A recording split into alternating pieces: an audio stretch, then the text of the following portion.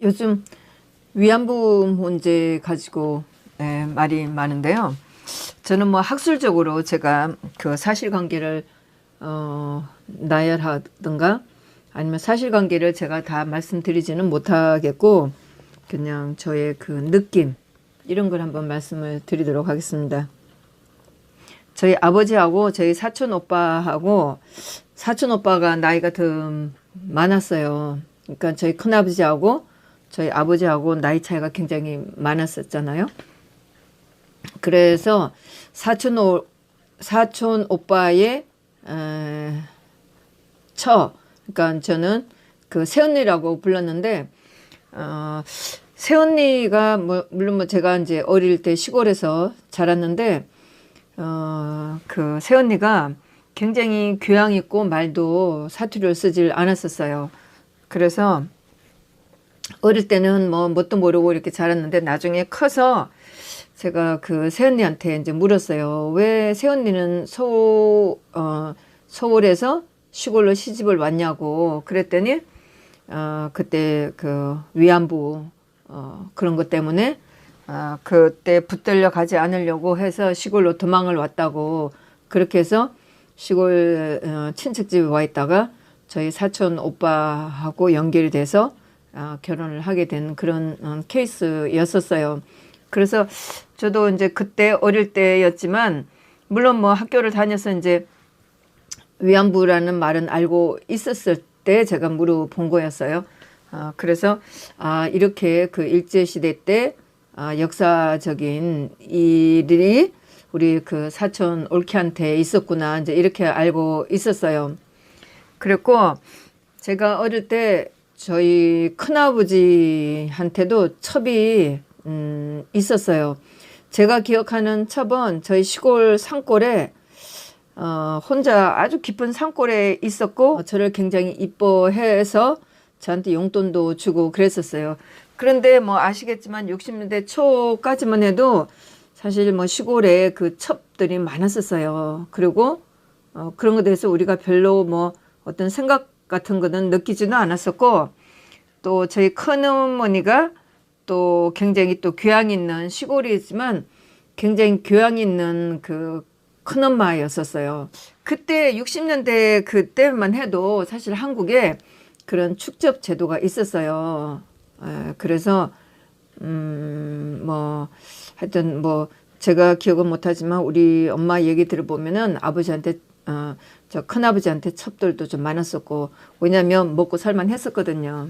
그리고 또 뭐 하여튼 그때만 해도 양반을 따졌으니까 양반이라는 뭐 행세를 좀 했었죠. 하여튼 그런 분위기에서 자라면서 그때만 해도 그런 첩들이 있다는 걸 알고 있었고 지금 요즘에 나오는 위안부 그런 거에 대해서 제가 생각해 봤을 때 뭐 1940년대 50년대 이때만 해도 과연 한국에서 그때 일제시대의 우리의 그 생활 상황, 정치적인 상황, 뭐 사회 경제적인 상황을 봤을 때 과연 여자들이 지금 떠드는 것처럼 여자들이 대접을 받고 살았나 하는 생각을 해보는 거예요.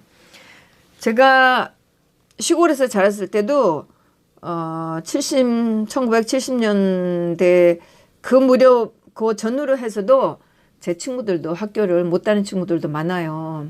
그때만 해도 서울로 식모살이 간 친구들도 있었고 학교 못 다닌 친구들도 많았었어요. 그래서 사실 저는 뭐 냉정하게 말씀드리지만 과연 한국의 여자들이 30년대, 40년대, 50년대 살면서 제대로 대접을 받고 살았나 뭐 아주 냉정하게 말씀드리는 거지만 사실 60년대만 해도 70년대 초 이때까지만 해도 그때 뭐 전후 세대라고 해서 태어난 사람들 50년대 뭐 이때 태어난 사람 가족들이 거의 형제들이 뭐 7명, 9명, 11명 엄청 많았었어요. 그래서 그러면서 60대, 70대를 살아가면서 다들 가난하고 힘드니까 팔려간 사람도 있었고 식모로 간 사람도 있었고 하여튼 뭐 도시로 나갈 수 있으면 다들 많이 나갔었죠. 그렇게 해서 저는 지금에 와서는 인권이라고 얘기를 하지만 과연 일제시대에 여자들이 지금 말하는 것 같은 그런 인권이 있었을까. 어디라도 밥 먹여준다고 하면 여자고 남자고 갈 수밖에 없었고 남자들도 갈 수밖에 없었다고 저는 생각을 해요. 아주 뭐 저는 냉정하게 말씀드리는 거죠. 왜냐하면 저도 시골에서 살면서 그런 거를 제가 봤기 때문에 물론 우리 집은 그나마 좀 뭐 먹을 게 있었으니까 뭐 그렇지만 그 먹을 게 있었다고 해도 저는 별로 풍요롭진 않았었어요. 그렇지만 어쨌든 뭐 없어서 제가 끼니를 굶고 살진 않았었고 우리 집에 그래도 뭔가 먹으려고 사람들이 오기는 했으니까요. 그런 뭐 60대 70대를 보내고 보면 사실 일제시대 때 이때 저는 분명히 우리가 힘들었을 거라 생각하고 여자도 마찬가지고 뭐 남자도 마찬가지고 여자들도 어디든 끼니만 해결해 줄 수 있다면 떠날 수밖에 없었어요. 예. 그랬는데 뭐 세월이 좋아지니까 위안부라고 해서 뭐 저렇게 뭐 결국은 보니까 좌파들이 이용했다는 느낌밖에 안 드는데 냉정하게 말씀을 드리면 뭐 40년대 뭐 50년대 우리의 삶은 뭐 별로 그렇게 지금 말하는 인권 그런 거 말할 정도는 아니에요. 응? 그리고 저는 뭐 그 강제징용 또 일본 위안부 그때는 그럴 수밖에 없었다고 생각을 해요. 또 우리가 그렇게 또 가지 않고 그 조선에 있었다고 해도 별로 우리가 과연 뭐 그런 인간다운 삶을 살았을까라고 해서 저는 결코 아니라고 생각을 해요. 그런 생각을 하면서 사실 뭐 이제 그 박 대통령 있을 때 그 일본 위안부 문제 해결하려고 굉장히 노력했다는 거 저도 기억을 하고 있는데 그때에 보니까 2015년 자료를 찾아보면 2015년 12월 28일 날 일본하고 이 위안부 문제를 해결한다고 서명을 했어요. 타결을 했는데 그때 제가 기억하기에도 일본에서 10억 엔이 와서 이 위안부 그 남아있는 분들한테 나눠준다고 한 거를 저도 기억을 하고 있는데 그때도 좌파들이 난리를 치고 뭐 이면 합의가 있다 또 뭐 사과를 더 받아야 된다 하면서 난리 나를 치셔서 그거가 깨끗하게 해결이 안 된 걸로 저는 기억을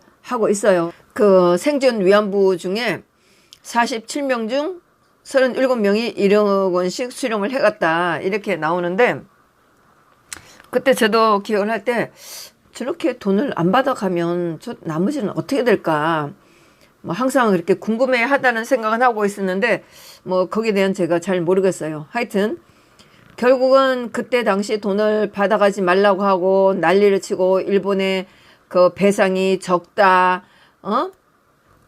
그 돈을 받아가지면 그 위안부로 뭐 인정을 하는 거다 하면서 못 받아가게 했던 그 좌파들이 그 이용수라는 할머니를 이용해서 지금까지 이렇게 반일 행동을 해왔다는 것에서 저는 놀라지는 않아요.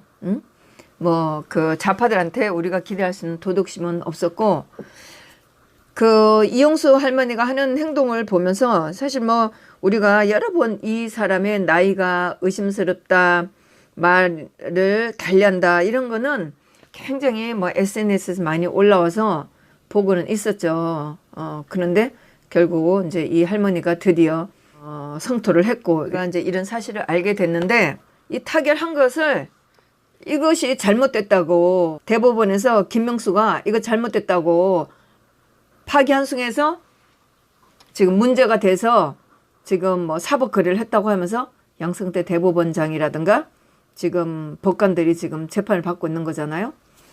그래서 작년 5월 14일 임종원 법원 행정처 차장 제가 재판에 들어갔는데 거기에 이때도 제가 뭐 우연하게 들어간 거예요. 제가 이거는 뭐 작년에 말씀을 드렸었어요. 윤병세 장관이 증인으로 나온 그 재판을 제가 우연히 들어가게 됐었어요. 윤병세 장관은 박근혜 대통령 정부 때 유일한 외무부 장관이었잖아요.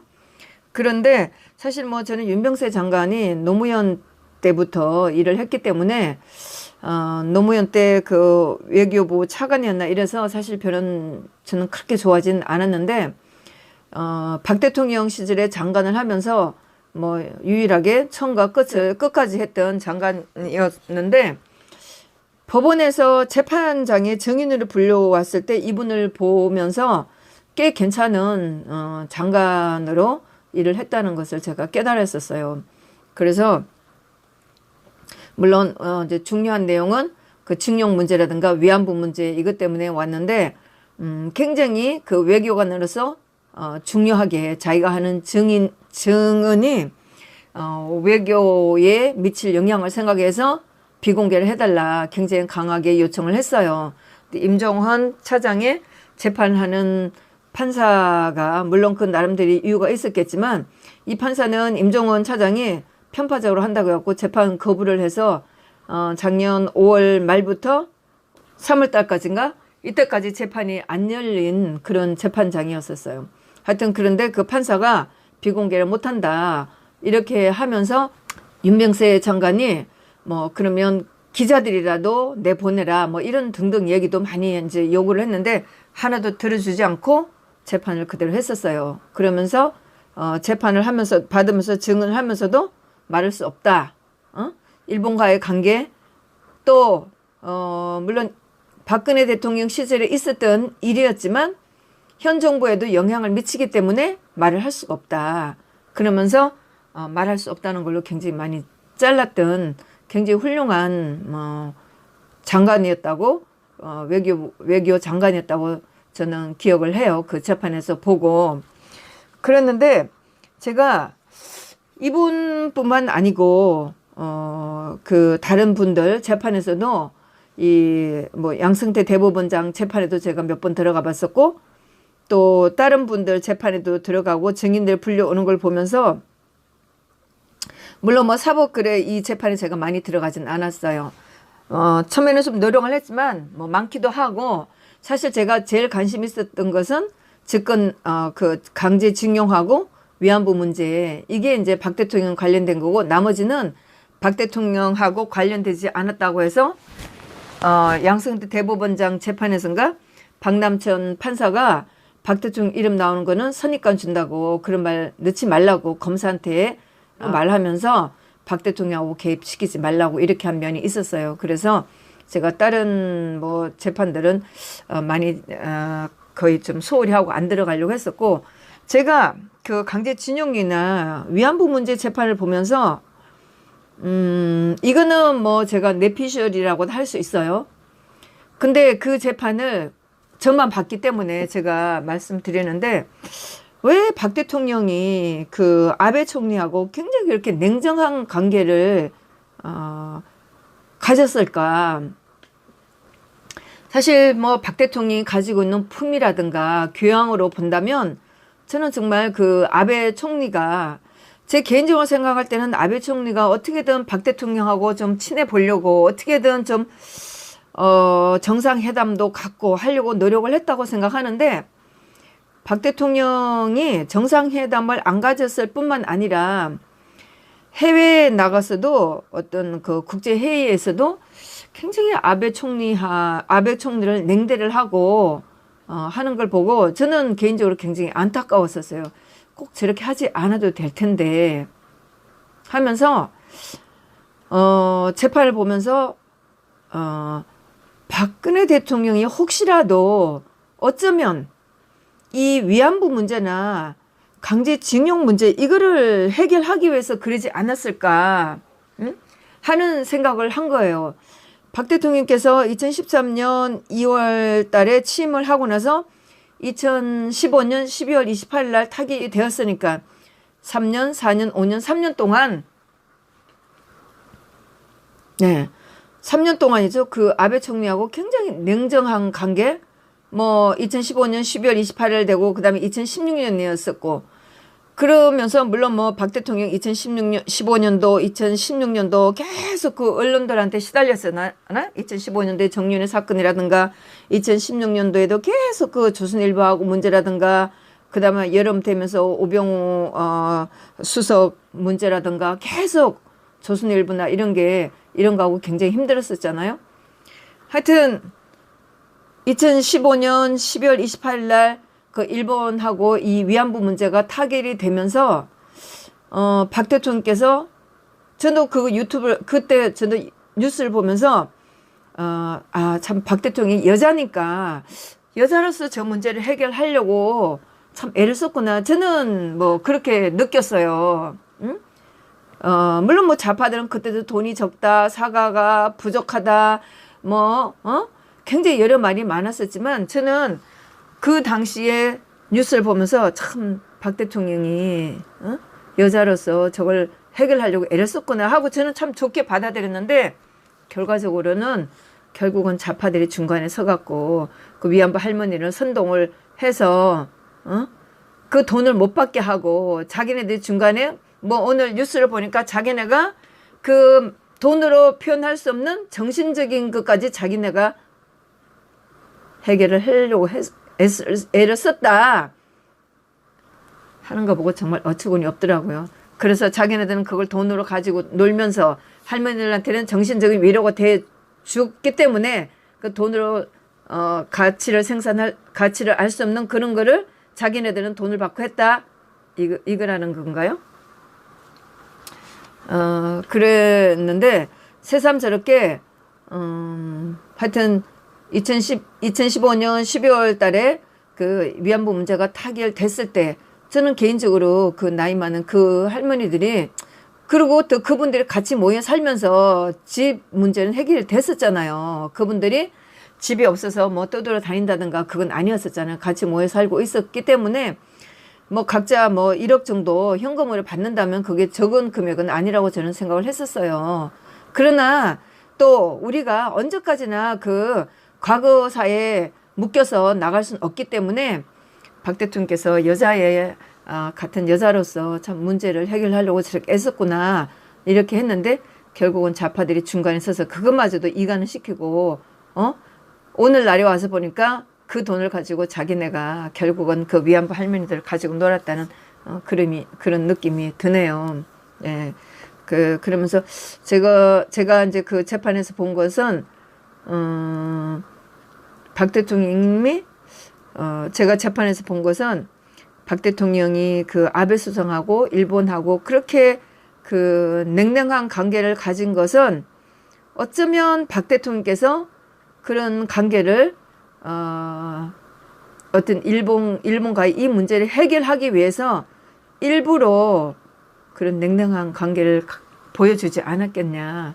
만일에 박 대통령이 아베 수상하고 친하게 지내면서 이 징용 문제라든가 위안부 문제를 해결했다고 보세요.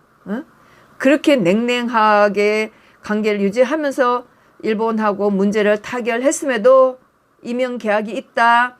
또 아버지 문제를 들먹이면서 박 대통령을 매도하고 그랬던 사람들이니까, 그런 국가였으니까, 또 좁게는 또 좌파들이었으니까 박 대통령께서 일부러 그렇게 하지 않았겠나 하는, 정말 이거는 저만의 생각이고 또 해석이 될지도 모르겠는데, 그 진실은 박 대통령만이 아시겠죠. 말을 안 하시니까. 그러나 제가 재판에 가서 보면서 느낀 거는 박 대통령이 어떻게든 그 위안부 문제를 해결하려고, 일본하고의 문제를 해결하려고 이제 끝냈어야 되잖아요.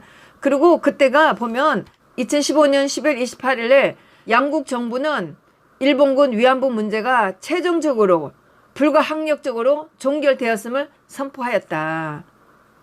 그러는데 결국은 좌파들이 이거를 이용해서 오늘날까지 온 거고, 이거 가지고 그 당시에도 이명 계약이 있다. 제가 그것도 기억을 해요. 이명 계약이 있다 못다 하면서 그렇게 못마땅해 하고 결국은 이때 한 것이 잘못됐다고 하면서 지금 대법원장, 대법관들을 가지고 지금 재판하고 있는 그런 상황이잖아요. 예. 참으로 안타까운 일인데 그나마 이용수 할머니가 돌아가시기 전에 좌파들의 실체를 깨닫고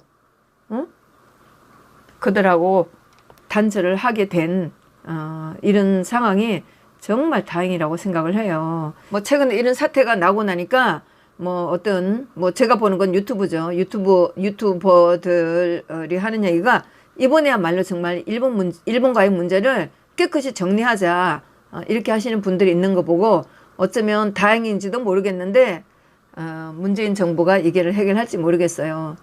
저는 개인적으로 아베 총리가 여기에서 한 발짝도 물러나지 않고 2015년 12월 28일 여기 타결한 것에서 최종적으로 불가역적으로 종결되었다. 이것을 가지고 한국에서 요구하는 어떤 것도 들어주지 않고 강하게 나가고 있는 것에 대해서 저는 아주 박수를 보내고 있어요. 문재인은 스스로 협상 능력도 없지만 반일 감정을 이용해가면서 일본한테 저렇게 해서 얻지도 못하고 협상력도 제로예요. 아베 총리가 문재인을 무시하지 문재인한테 굽히고 들어가면서 이권 가지고 협상할 것 같아요? 절대로 하지 않아요. 하여튼 결국은 그 위안부로 하셨다는 분 이용수 할머니가 자기가 어떻게 좌파들한테 이용당해 왔다는 것을 깨닫고 그분이 또 좋은 얘기도 했어요. 사실 이게 일본 사람들 많이 와서 사죄도 하고 그 수요 집회에 나가서 일본 사람들도 저도 많이 기사는 봤어요. 일본 친구들 찾아와서 안아주고 사죄도 하고 그랬으면 끝나야지. 언제까지나 일본 사람들은 미워해가면서 그 정오심을 이용하는 이런 건 안 되죠. 이용수 할머니가